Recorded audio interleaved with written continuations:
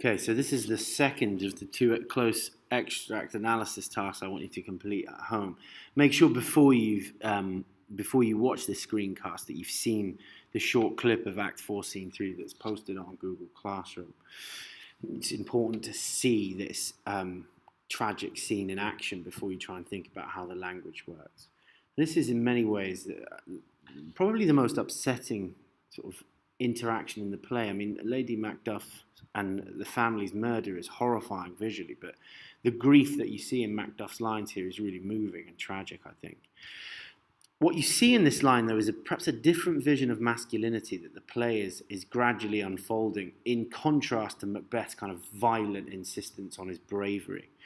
So Macduff's insistence on needing to express his grief in these lines provides a noble sense of emotional sensitivity that contrasts with Macbeth's violence and Lady Macbeth's constant insistence on being willing to commit callous acts of immoral violence in order to be seen as a man. So Malcolm says, after the revelation has been spoken, "Be comforted, let us make medicines of our great revenge." And this is a metaphor here for turning their desire for vengeance, for revenge, into a medicine, into a solution or cure for Macduff's grief. He says this to cure this deadly grief. And Macduff here is speaking to both Malcolm and Macbeth when he says he has no children. And his line here, "All my pretty ones." Did you say all? Oh, hellkite, all. The sense of his tragic disbelief is evident through these three repeated questions. And then his description of Macbeth as a hellkite. A kite is a predatory bird. So he's describing Macbeth here as this predatory bird from hell. And then he asks again, "What, all my pretty chickens and their dam at one fell swoop?" So here it's his description of his chickens, his children, and their dam, their mother, in one fell swoop. The description of the kids and his wife is contrasted with the predatory bird that he uses to describe Macbeth. And he can't quite take in all of this, and that's where all these questions come from. Then Malcolm says, "Dispute it like a man." So he challenges him, like Lady Macbeth, to Macbeth in Act 1, Scene 7, when she says to him, "When you durst do it, then you were a man." And Malcolm's forcing him here to, suck it up, bottle up your grief, and get on with this. Macduff then says, and this is really important, "I shall do so, but I must also feel it as a man." And what you see there is a completely contrasting vision of masculinity, which includes here a willingness to fight. He's not saying, "I'm not going to fight." He's saying he will, but also, as well, a need to express his grief. He needs to feel these things as a man. And then he says, "I cannot but remember such things were most precious to me." I can't remember something that was as important as this to me. Did heaven look on and would not take their part? Did heaven look at this and would not find a replacement for his children who are being brutally killed? And then he blames himself. "Sinful Macduff, they were all struck for thee because of him.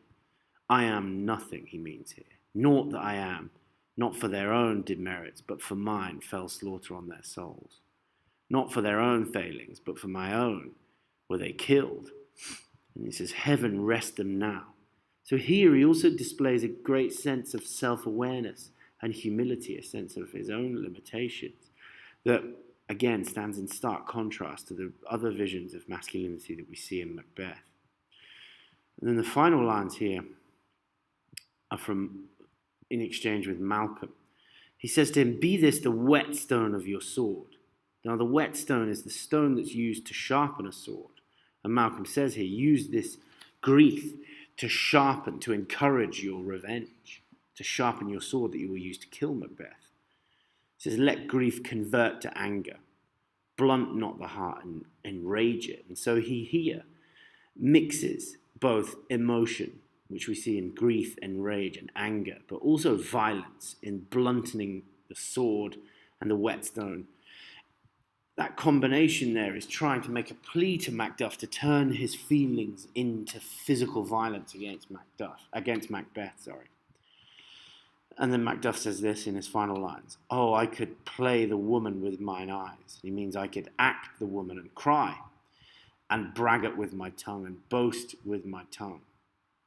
He's here talking about the opposite of looking like the flower and being the serpent under it, not performing a version of himself, not being duplicitous, showing two different versions of himself.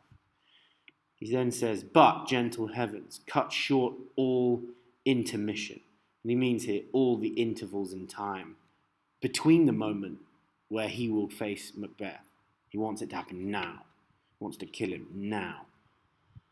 "Front to front bring thou this fiend of Scotland and myself, and face to face bring this fiend of Scotland with me. Within my sword's length set him.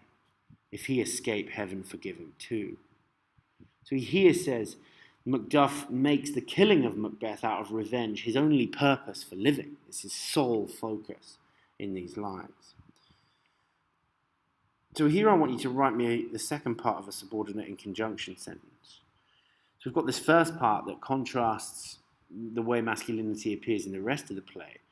And then I want you to define how it appears here. So while masculinity appears to be consistently associated with the ability to inflict great violence on others, this is here Macduff's grief seems to what happens in this particular scene through his expression of grief that represents masculinity in a completely different way.